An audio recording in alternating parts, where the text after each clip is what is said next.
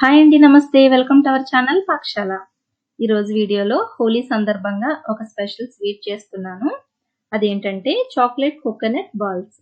చాలా తక్కువ ఇంగ్రీడియంట్స్తో చాలా ఈజీగా చేసుకోవచ్చు. బెల్లం, కొబ్బరి, డార్క్ చాక్లెట్. ఇంతేనండి. ఈ 3 ఇంగ్రీడియంట్స్తో చాలా క్విక్ అండ్ ఈజీగా ఈ స్వీట్ని ప్రిపేర్ చేసుకోవచ్చు. సో ఇక లేట్ చేయకుండా వీడియోలోకి వెళ్ళిపోదాం. ఫస్ట్ కొబ్బరిని తురిమి తీసుకున్నాం. కొబ్బరి బ్యాక్ సైడ్ బ్రౌన్ కలర్లో ఉంటుంది కదా, అది రిమూవ్ చేసి తీసుకుంటే టేస్ట్ బాగుంటుంది. దాన్ని ఈజీగా ఎలా రిమూవ్ చేయాలో చెప్తాను.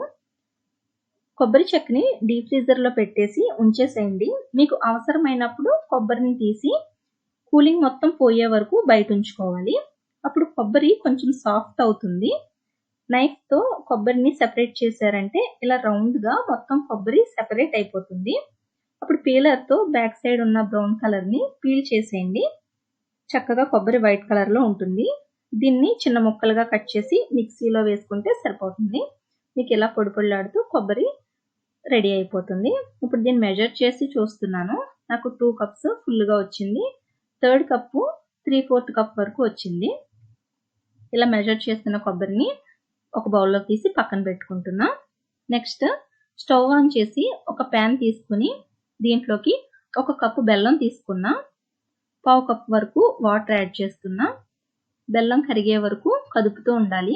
బెల్లం ముక్కలు ఉంటే వాటిని మెదుపుకుంటూ కలుపుకోవాలి. వాటర్ తక్కువే పోసుకున్నాం కదా, పాకం త్వరగానే వచ్చేస్తుంది. బెల్లం కరిగిన తర్వాత చూసుకుంటూ కలుపుకోవాలి. చూడండి, పట్టుకుంటే ఇలా తీగపాకం రావాలి. ఇలా తీగపాకం వస్తే సరిపోతుంది. అప్పుడు కొబ్బరిని యాడ్ చేసుకుని బాగా కలుపుకోవాలి. కొబ్బరి యాడ్ చేసిన తర్వాత కొంచెం లూజ్ అవుతుంది. దగ్గరికి వచ్చే వరకు కలుపుకోవాలి. చూడండి, వాటర్ అంతా పోయి దగ్గరికి వచ్చేసింది కదా. ఇలా దగ్గరికి వచ్చిన తర్వాత ఒకసారి చెక్ చేసుకుందాం. కొద్దిగా దీన్ని తీసుకుని చేత్తో ఇలా చుడుతున్నప్పుడు ఉండలా అవ్వాలి. ఇలా అయితే గనక మనకి రెడీ అయిపోయినట్లే. చూడండి, ఇలా రౌండ్ బాల్స్ చేసినప్పుడు మనకి ఉండలా ఫామ్ అవ్వాలన్నమాట. ఇక స్టవ్ ఆఫ్ చేసి చల్లగా అయ్యే వరకు పక్కన పెట్టుకుందాం.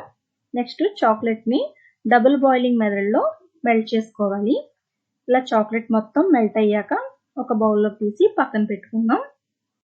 నెక్స్ట్ చల్లగా అయిన ఈ కొబ్బరి మిక్స్ని ఒకసారి బాగా కలిపి కొద్ది కొద్దిగా తీసుకుని రౌండ్గా బాల్లా చేసుకుని ప్లేట్లో పెట్టుకోవాలి.